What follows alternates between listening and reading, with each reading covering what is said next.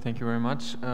We are indeed in a new era of digital persecution and torture. I'm representing today the Ahmadiyya Muslim community here in Czech Republic in the capacity as the chairman and imam. In Pakistan, as you might know, the community receives heavily persecution on a daily basis. UN human rights experts expressed their deep concern over the lack of attention to the serious human rights violations perpetrated against the Ahmadiyya community around the world and called on the international community to step up efforts in bringing an end to the ongoing persecution of Ahmadis. Since several years now, Pakistan is monitoring the mobile phones of Ahmadis, and as Ahmadis cannot use the Islamic phrases like Assalamu alaikum, which means peace be upon you, and if used, it can lead to imprisonment for up to 3 years. It's an absurd and troubling reality, and right now, as we are speaking, members of our community are suffering in jail as they have used these phrases on WhatsApp and other platforms in the past.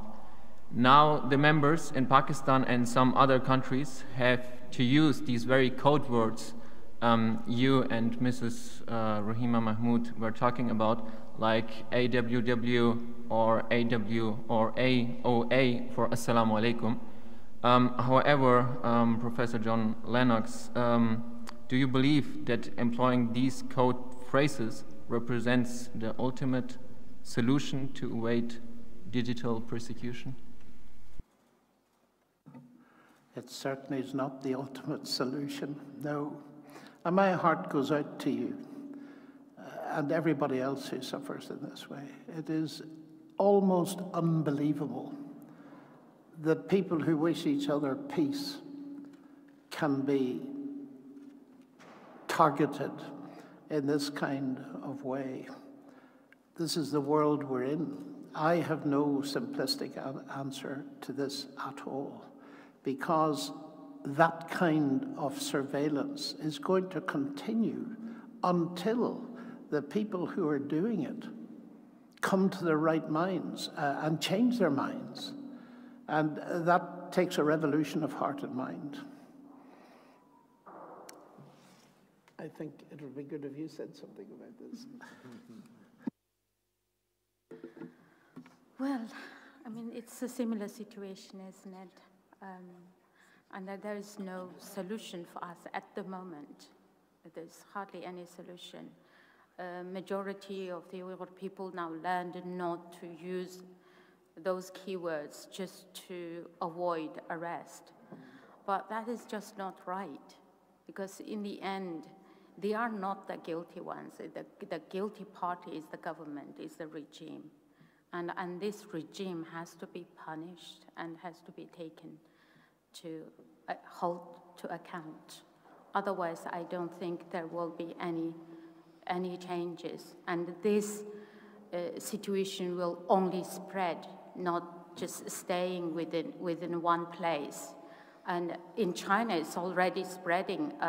Last week, we heard the Human Rights Watch report about how demolishing mosques in other parts of China, in Gansu and many other provinces.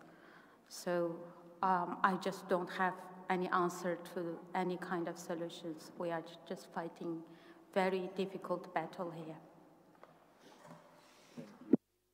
Thank you very much. We have time for one more question. Yes. Yes. Thank you. I think the number of the speakers mentioned this in passing, but I wondered if you could just give us a little bit more focus on why. Why is this being done? What is to be achieved by it? Is the price for achieving this worthwhile? So sorry to put you in the position of guessing the objective of the government, but I would appreciate that. Anyone wanted to address? I think Vladimir Putin has put it very well. It's absolute domination.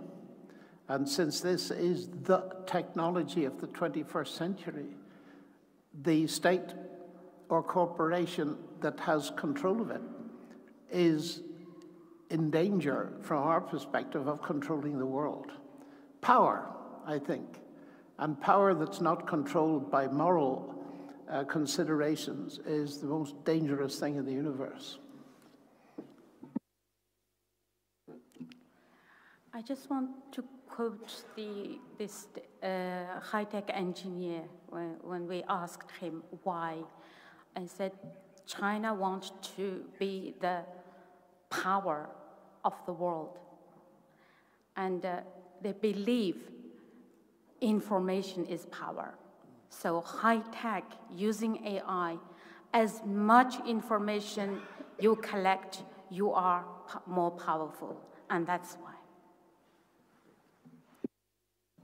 I think there's a general trend in the world away from individual civil rights and the autonomy of people to be themselves and realize their own aspirations of their soul, in favor of what both of the colleagues are saying, which is universalizing power dominance. And, you know, it's not just about Putin and Xi.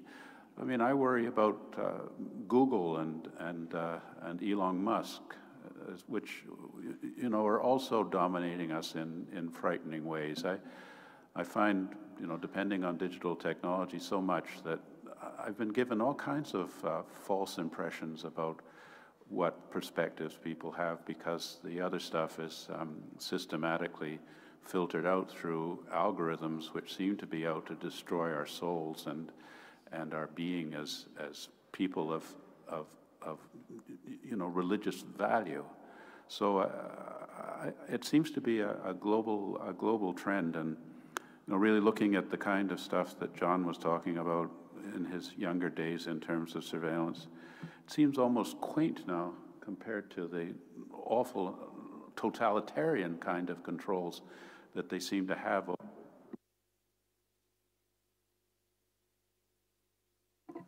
Thank you very much. It's been an illuminating conversation, to say the least. In addition to all the excellent points, the one other thought that I have on the reasoning is the acute sense of insecurity in the leadership and various authoritarian societies. After Iran's women's protest, I noticed in the news that the ZTE, one of the Chinese tech giant, developed motion detecting streetlights that are gaining ground, this particular product, in various countries that are ruled by authoritarian figures or dictatorship. We talked a lot about China today. You know, there's a tendency in various corners of the world, specifically those countries that have an intimate trade relationship with China, to dismiss all these concerns as a world politics as usual. Two things are coming our way, and I've already been seeing it. As Ambassador Sam Brownback often says, that China is waging war on faith. The ideological assault is profound, and now we have this challenge. China is supercharging efforts in the ongoing digital revolution. Think of it, the data collection and messaging power of Apple and Amazon, Facebook, Google, and Twitter. Now imagine that these are in the hands of the CCP, a genocidal regime.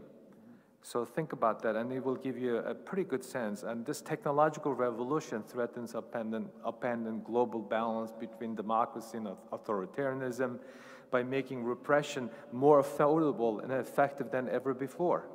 And it's making readily available and a cheaper alternative. Instead of putting a lot of police force, and these countries are using technology to do that.